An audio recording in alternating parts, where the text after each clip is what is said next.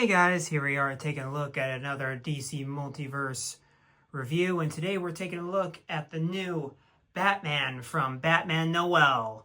Let's get a better look at that packaging, shall we? So here we are with the packaging here. We of course have the contents, which we'll get into in a minute. Of course, at the top of the packaging here, we of course have the age warning, which is 12 plus, so this is for a more mature collector, obviously. Up at the tippy top, you of course have the 22 moving parts up there, and another McFarlane Toys logo up there. At the bottom, you have the DC Multiverse logo with the Batman nameplate down there. You of course, on the side, you have another Batman nameplate. You of course have the DC Multiverse logo up at the top.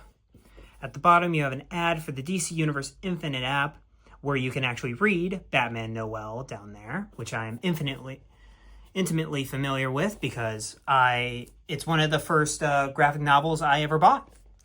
I love the story. So, of course, I have Batman from Batman Noel, and you have this gorgeous, it's actually the cover of Batman Noel by Mr. Lee Bermejo, one of the best comic book artists in the game at the moment. And you, of course, have the ad for the McFarlane Toys social medias. Of course, follow them on Facebook, Twitter, and Instagram. Very reliable in terms of pre-orders and stuff like that. So if you want to start collecting in the line and want to be up to date with pre-orders, you gotta be following them on these. You, of course, at the bottom have another DC Universe Infinite app where you can scan the QR code to read Batman Noel. On the side there, you, of course, have Batman from Batman Noel. Up at the top of this side, you of course have the DC Multiverse logo, another McFarlane Toys logo right there. And at the bottom, you of course have the Batman legalese and all that stuff right there. And you of course have the barcode for all you barcode hunters out there. But alright guys, let's get this Batman Noel Lee Bermejo Batman out of the packaging. And here we are with Batman Noel out of the packaging. And of course, before we take a look at the figure himself, we're of course going to have to take a look at the other contents. Which up first, you of course have the hockey puck, which has the standard black DC logo down there. The one peg right there. And you of course have nothing on the back. And you of course have the card, which has again that beautiful artwork by Lee Bermejo with Batman from Batman Noel on there. On the back, it gives you a pretty good synopsis of what Batman Noel's about, which I'd say it's a bit, I don't think I think they're looking a bit too deep into it, to be honest. I think it's more of, yes, it is reflecting of the journey Batman's been on, because if you don't know, Batman Noel is the story of Christmas Carol, but with Batman characters and stuff. And Batman is obviously Scrooge. And the circumstances that made Batman kind of callous to the world and stuff like that is, of course, Jason Todd's death and stuff like that. And when you go and he basically gets taken on this tale, which they're actually like people, so they don't actually he doesn't go back in time. It's very grounded in reality, where he's like he's chasing Catwoman like he's young, and then he's reminded of back in the day when he was young, and he dealt with all these capers involving Catwoman, and Catwoman in the modern storyline is wearing like her more modern suit, but in the flashback she's wearing like the 50s suit and stuff like that, where it's a bit more goofy. And he's smiling, and he has the Adam West suit on and stuff like that. And as the times progress, he gets a bit more darker, and the suit reflects that. But I think all that set dressing is more just to convey the Christmas Carol nature of it, because Catwoman is of course the reminder of his past. The reminder of his present is Superman. The holly jolly man that he is. And then the Ghost of Christmas Present, which I think is the most interesting, is the Joker. And that sequence is just something to behold, where Joker basically blows up the Batmobile and buries Batman alive. It's something else, and it's one of my favorite moments of the comic. And it's, by the way, it's not a lot of comics do this, but it's written and drawn by Lee Bermejo. And Lee Bermejo does a brilliant job on orchestrating the point of the story while also kind of keeping in character, even though he makes Batman a tad bit harsher to fit the narrative. But besides that, it's pretty... it's a good book. I highly recommend it. And I read it every Christmas Eve. It's that good. I just love it so much. But of course, we have some accessories here. He comes... I switched out the hands, but he comes in the packaging. He comes with this hand where he's holding binoculars, and there's a very specific panel where he is holding binoculars because what kicks off the story, and essentially the Bob Cratchit character, is an informant is a thug working for Joker, and he basically tries to make Bob Cratchit work for him. And so there's this scene of him watching Bob Cratchit through the window, of course from like a building away or something, like across the street. And he has he has these binoculars, which I think is a really cool detail. And I also love the painting of the actual knuckles. I think that's a really nice detail. And he, of course, has this more open, wide hand, which can be used as a companion piece for the binoculars, like so. But you can also, because his battering is that huge, you can kind of wedge it in there. But it's more used for the other hand, which is a trigger finger. And this is the battering, by the way. It's very huge. And it's very much in the style of Lee Bermejo's Bat logo, which is very nice. I like the simpleness to it. And this is how I'm going to segue into talking about the actual figure. But you, of course, put it like that. And it looks quite ridiculous when you put it in like that. So I like to sandwich it in between the hand, so it doesn't look as egregious. It still looks egregious, but it doesn't look that bad. But let's get the batarang out of his hand and talk about the actual figure, shall we? So, if you're aware, McFarlane actually came out with a Lee Bermejo-inspired Batman figure going on 2 years now, I think. It's one of the that figure is actually one of the earlier reviews I did for the channel. If you want to, I'll link it in the description below. However, what they did though is basically with the new, they basically gave him a wired cape and updated the paint on the figure. Because I don't know about you guys, and I'll show you guys in the comparison where we really get into the nitty-gritty of it, but that Lee Bermejo Batman looked atrocious. And I will still say, I don't like the head. Because as you know, if you grab the card here, he has eyes.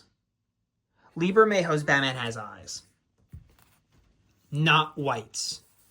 That's one thing that bothers me when you're adapting this Batman, is that you need to develop eyes.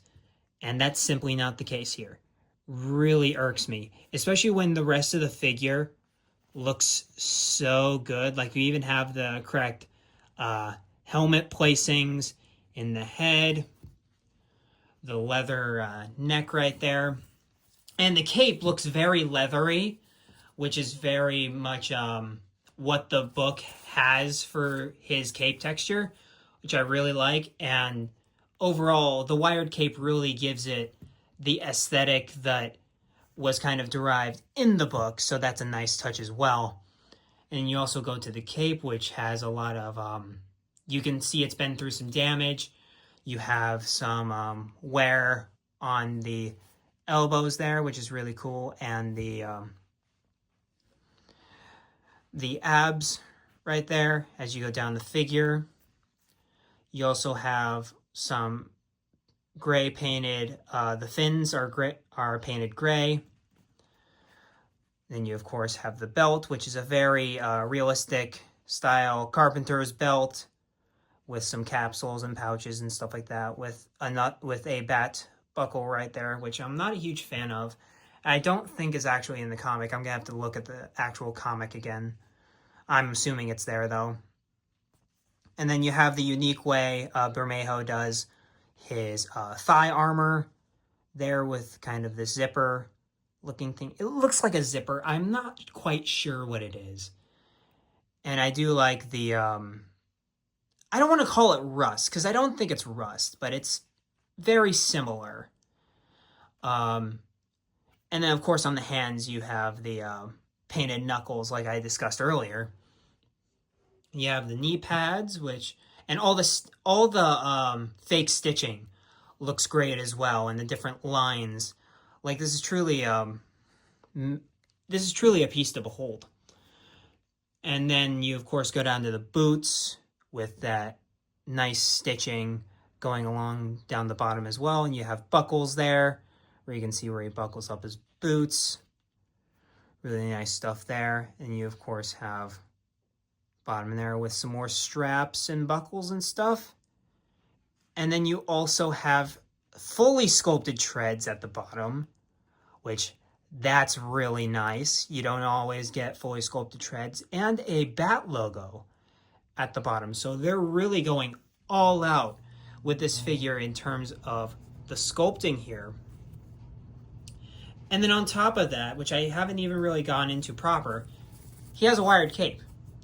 So if you want to pose the cape going out, you can do something like that.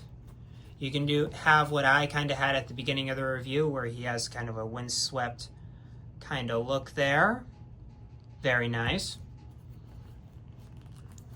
And if you just want it down at his side, I think it's one of the first wired capes where they truly understood the build of the figure, because this cape does not really undersell the actual figure, because a lot of the earlier wired capes, especially the first appearance Batman, it had a bit too much cape.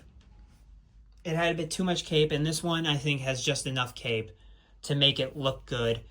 But this also does go with the fact that this Batman is known for its realistic interpretation. So that could have something to do with it on my end, my personal biases. But for the articulation, he of course has a double ball peg in the head, like so. He can move his head up that far. He can move his head that far down. He rotates all the way around, and of course head pivot like so. For the shoulders, he has an armpit joint, but it's not that good, because again, this is a 2-year-old sculpt here, so it's not that good in the butterfly joint right there. You, of course, have the shoulders, which can move all the way up. And, of course, the shoulder pads accommodate that, which is nice. They're sculpted at the bottom of the actual shoulder right there, which is nice. And you, of course, have the bicep swivel right there. Double jointed elbows, which, yikes, looks kind of rough from there. And then you, of course, have the wrists, which they're older wrists, so be aware of that, but they work just the same as any other McFarlane wrists, as I demonstrated. You just rotate at the top, and then you bend to do whatever you need to do with the wrists. For the torso, he can crunch not at all. That's the worst crunch I've seen in a long time. Again, older buck, but still. And then he could Limbo. Todd, what are you doing, man? And then you, of course, have the pretty standard McFarlane legs right there, where you have decent thigh pivot right there. You have a double jointed knee right there, which doesn't look horrible, but doesn't look great. And then at the ankle, you of course rotate at the top, ankle pivot at the bottom. Nice hinged ankle right there. And then of course, pretty poor toe articulation, but it's still there. And here we have both of the Lee Bermejo Batmen here. We of course have the old Page Punchers Lee Bermejo Batman from 2 years ago, and our new Batman Noel Batman. And I mean, it speaks for itself. This Batman is the more superior Batman in any way. I did not know what they were thinking when they went with this olive green kind of look to the figure. And also, I did remember this back in the day, that they got the emblem wrong, and they still didn't get it quite right. Because again, if you look at the at the batarang there, this is what the emblem should look like. And it's still not 100%. And that's not even close. And the head has always been pretty ugly. I'm not gonna lie. But this one with the open mouth just made my skin crawl. I could not stand that head. But I will say the plastic cape, for the time, it's still one of my favorite plastic capes of the line. It definitely does homage that and have a more leather-like quality, which Bermejo did convey in the art. However, this Batman here just blows it out of the water by a mile, because he has the more updated colors, the more correct colors, a better head, more hands, wired cape. He's just got it all, that this figure is sadly just going to be left in the dust, unfortunately. Here he is with another Lee Bermejo figure here. We of course have our John Constantine from the Page Punchers wave right there. And overall, these look really good together. And since he appears in another great Brian Azzarello and Lee Bermejo story called Batman Damned, which is absolutely incredible. It's an experience, definitely. The art is absolutely phenomenal, and Lee Bermejo's Constantine is just amazing. I'm a huge fan of Lee Bermejo. I remember saying in those reviews, the Lee Bermejo is one of my favorite artists of all time, and I still stand by that. He's one of my favorite comic book artists of all time, and seeing these two characters is just awesome. The only one I'm not a huge fan of is Superman. Ironically, I don't have that figure anymore, so that's all that needs to be said about that. And here we have our Lee Bermejo Batman compared to many Batmen throughout the multiverse here. We, of course, have our Dark Knights of Steel Batman right there. We have our Jim Lee Hush Blue Batman right there. Our new Lee Bermejo Batman right there. Jason Fabok, Three Jokers Batman right there. And Frank Quitely, Dick Grayson Batman for you right there. And I'd say a lot of them don't work, because a lot of them are more comic booky. Lee Bermejo draws realistic. He draws a lot more real Batmen. However, I do think the perfect bridge of realistic and comic booky does come in that Three Jokers Batman, one of the more versatile Batmen ever created. And this one is this is a perfect bridge between the more realistic take of Lee Bermejo with Three Jokers, and then a little bit also with the especially with how the figure is for Dark Knights of Steel, with a lot more texturing, as opposed to the Hush and Dick Grayson versions of Batman, which are a lot more streamlined and comic booky. And yeah, guys, that's pretty much all I have for this Lee Bermejo Batman. Don't get me wrong, he is a rad figure. I mean, I have him on a flight stand, for crying out loud. I usually don't put characters on flight stands that don't fly, typically. So the fact that I even have him on a flight stand shows how toyetic and fun he is. But, I mean, there is a few drawbacks. I still think the head is not particularly great. We need the eyes. I mean, it's still on that older sculpt, which could have been improved for some more articulation. The bat symbol could have been improved. But besides that, I mean, it looks like he walked straight out of the book outside of those very minute things. And the cape is actually in the shape of the Bermejo bat, which is very cool. It's very angular in that respect. And I know Bermejo's design draws a lot of inspiration from the Nolan films, and you can obviously tell just from looking at the Batarang, very angular and sleek right there, which is what Nolan went for his Batman films.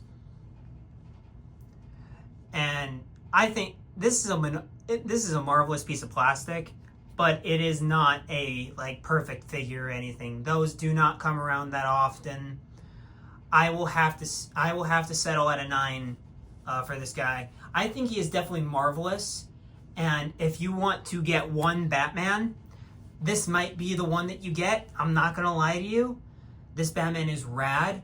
I really love what they did with this figure. And of course, Bermejo is one of my favorite artists, so I'm kind of biased.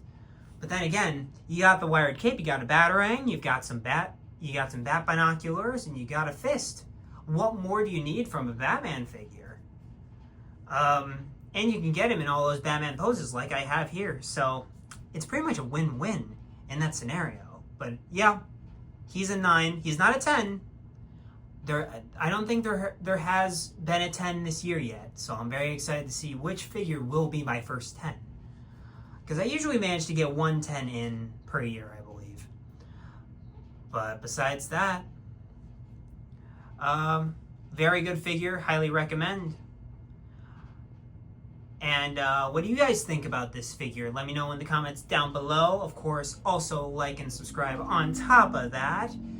And yeah, it really makes the editing process go by a lot more painlessly over on this side of the camera. So I really do appreciate all those comments you guys leave.